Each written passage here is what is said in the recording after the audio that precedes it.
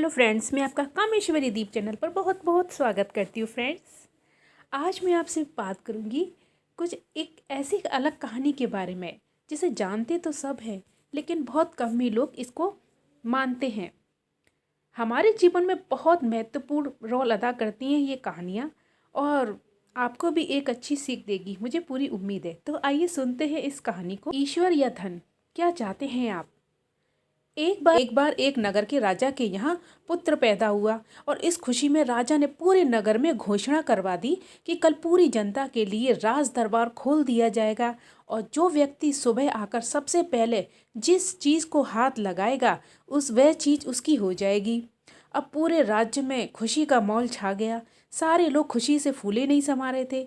कोई कह रहा था कि मैं तो सोने का कलश हाथ लगाऊंगा, तो कोई किसी घोड़े को पाने का शौक था तो वह बोल रहा था कि मैं तो घोड़े पर हाथ लगाऊंगा।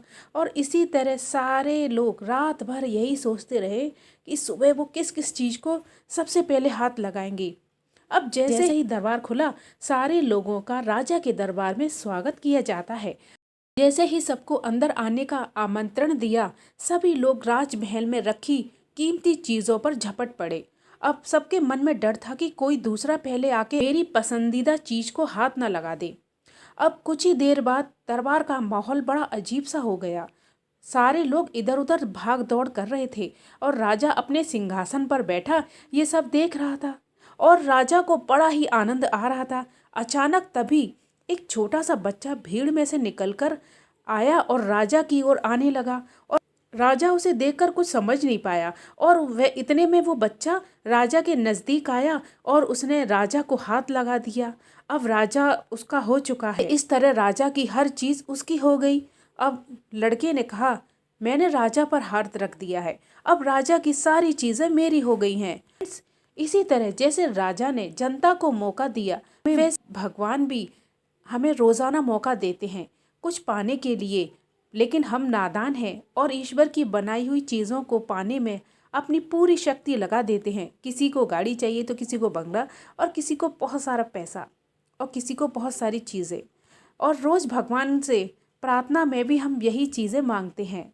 और जो लोग सत्य को जान लेते हैं वो भगवान की चीज़ें नहीं बल्कि भगवान को ही प्राप्त करने की कोशिश करते हैं। अगर आपने भगवान को पा लिया तो समझ लीजिए उस भगवान की भी सारी चीज़ आपकी हो जाएगी। तो फिर मूर्खों की तरह दिन रात आप उसकी बनाई चीज़ों को पाने में अपना कीमती समय क्यों गंवाते हैं? तो उस ईश्वर की स्तुति करें, उसे पाने की कोशिश करें, फिर उसकी हर चीज़ आपकी हो जाएगी। ये जीवन में बहुत ही महत्वपूर्ण है और आप अपने जीवन में आगे बढ़िए और ईश्वर को पाइए और उस रास्ते पर चलिए, तो आपकी भी आपको भी हर चीज़ मिलेगी उस ईश्वर की, जैसे उस लड़के को मिली, छोटे से बच्चे को मिली। तो धन्यवाद फ्रेंड्स। अगर आपको मेरा वीडियो पसंद आए तो इसे लाइक ज़रूर कीजिए, सब्सक्राइब कीजिए मेरे चैनल को, बेल आइकन का बटन उसे भी ज़रूर प्रेस कीजिए। Thank you.